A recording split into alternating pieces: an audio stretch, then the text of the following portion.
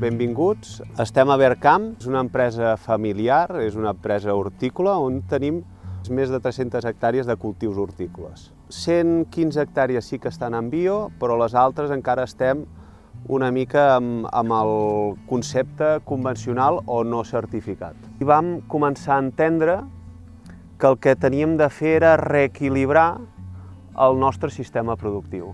Vam entendre que qualsevol cultiu era un monocultiu i vam entendre que el que necessitàvem eren diferents cultius pel mig perquè reequilibressin aquest monocultiu.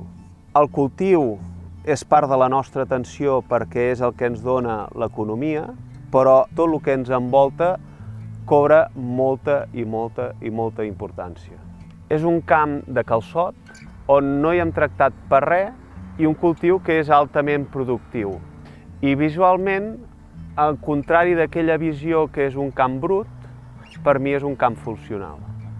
El que necessitem és una coberta vegetal amb una bona biomassa. Se creu que es necessita entre 7 i 10 tonelades de biomassa seca. Això transformat en biomassa viva, 80-100 tonelades.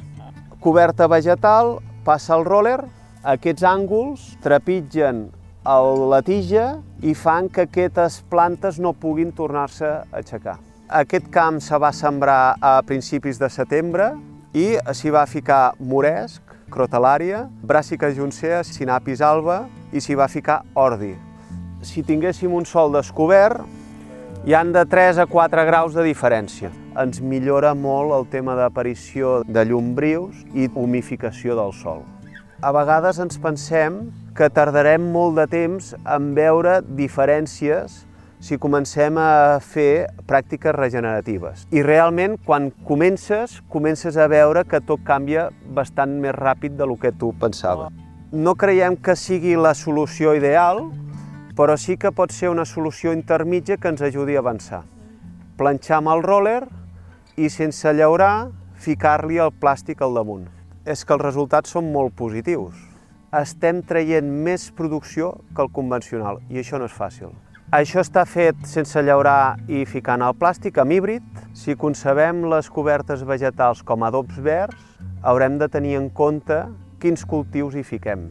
Si ho deixem en superfície, fes el que et doni la gana. Aquesta és una de les cobertures que estem dissenyant amb aquest coneixement, on està concebuda per poder planxar al mateix temps amb 5 tipus d'espècies perquè arribin a florir més o menys també al mateix temps. On tenim una petita mostra de mostassa pel tema de fauna auxiliar, on la seva arrel serà pivotant, on hi haurà la seqüència de la gran mel·lífera que serà la facèlia, creix ràpid i ocupa bastant a nivell del sòl amb la seva primera fulla i també té una arrel pivotant. La gran majoria de la biomassa estarà concentrada amb el cereal, amb l'ordi, és el que és més durable, el que ens aporta el carboni. Dintre d'aquest sistema, el que ens aporta el nitrogen són 3 tipus de lleguminosa.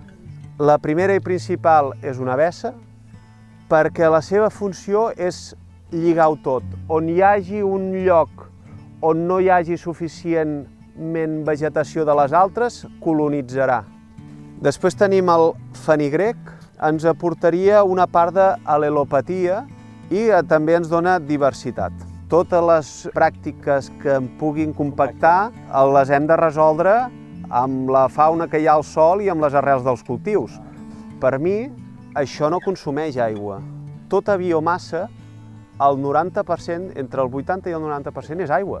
Aquí tenim un magatzem d'aigua també en fulla. Tot el que es parlava d'incorporar flors era en bandes florals. Havíem de sembrar abans del cultiu per sincronitzar la floració amb el cultiu. És molt important tenir flor en el moment del cultiu que tu necessites. Quan nosaltres tenim un monocultiu, qui és el que ens ve a veure? Els que s'alimenten del monocultiu. És simple. Per reequilibrar aquest sistema de monocultiu, el que necessitem són flors. Molts d'aquests insectes que s'alimenten de pol·len també es poden alimentar de les plagues que anirem anant tenint. Dintre del que seria el disseny d'intercròping floral, aquí hi ha l'ovulària. És que busquem una planta que sigui de port baix contra una planta que sigui de port alt, perquè no ens creï competència. Això no significa que no tinguem pugó. Això significa que tenim molta més capacitat de traure la fauna auxiliar que en controli el pugó, de donar-li aliment mentre no em doni el pugó i que em pugui arribar a contrastar. Abans gastava més de 1.000 litres de Roundup a l'any, ara consumim 300.000 plantons de flors. Aquesta planta està ficada aquí perquè ja busquem dissenys encara més complexes, on tenim l'ovulària i on tenim una planta de cilantre on s'espigarà i farà una petita flor.